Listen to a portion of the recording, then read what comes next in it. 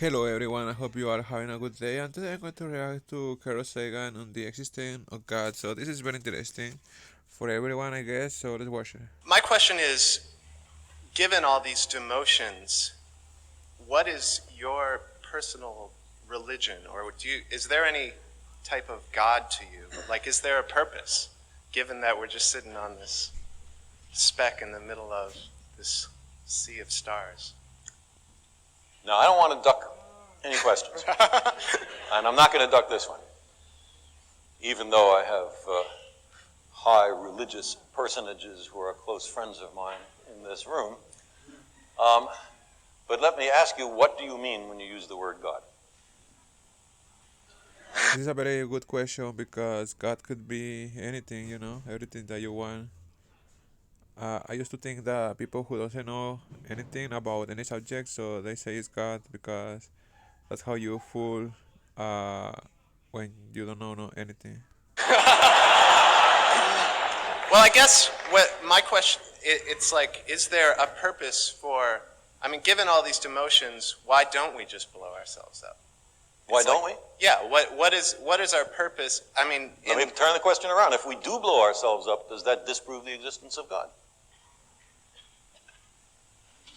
no, I guess not. I mean, it'll be a little late to make the discovery, but still. Yeah, I guess what I'm asking is, since as we kind of make God almost go away in this, as he through these demotions, and I don't mean he, because who knows what God is, but still saying it makes it Right. sort of icky, doesn't it? yeah, it's tough. We like it to be a he. Yeah. I don't like to use the word God because it means nothing. It means ignorance. Don't we? Yeah. We've been trained to think of it as a he.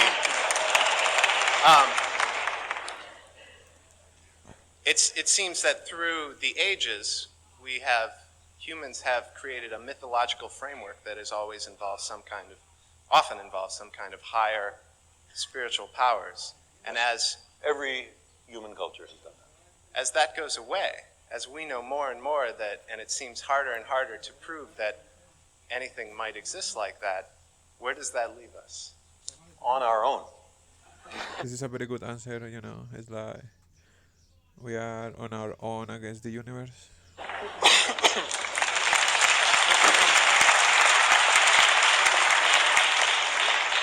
Which to my mind is much more responsible than hoping that someone will save us from ourselves so we don't have to make our best efforts to do it ourselves. Oh yeah, this is very deep. So it's like a lot of people is like waiting for someone else to help them in their problems, and no one is like trying to solve them for themselves. So this is like very true. And if we're wrong, and there is someone who steps in and saves us, okay, that's all right. I'm for that, but we, hedged our bets. It's Pascal's bargain run backwards. I'll say another word. The word God covers an enormous range of different ideas, and you recognize that in the way you phrase the question.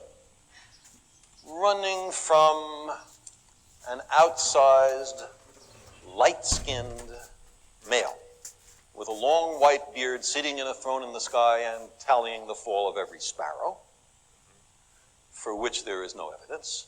To my mind, if anybody has some, I sure would like to see it. To the kind of... Is that too much to ask for people that there is not evidence? That's how you end up an argument against a person who believes in a God.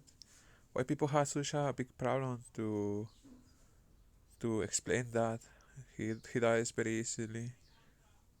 Why people have too many trouble to argue against religious people? There is not evidence, and that's it. God that Einstein or Spinoza talked about, which is very close to the sum total of the laws of the universe. Now, it would be crazy to deny that there are laws in the universe. And if that's what you want to call God, then of course God exists. And there are all sorts of other nuances. There is, for example, the deist God that many of the founding fathers of this country believed in, although it is a secret whose name may not be spoken in some circles, a roi fainéant, a do-nothing king, the God who creates the universe and then retires, and to whom praying to is sort of pointless. He's not here. He went somewhere else. He had other things to do. Now, that's also a God. So when you say, do you believe in God? If I say yes or if I say no, you have learned absolutely nothing. I guess I'm asking you to define yours if you have one. But why would we use a word so ambiguous that means so many different things? It gives you freedom to define it as It gives choose. you freedom to seem to agree with someone else with whom you do not agree. It covers over differences. It makes for social lubrication. But it is not an aid to truth, in my view. And therefore, I think we need much sharper language when we ask these questions. Sorry to take so long in answering this, but this is an important issue.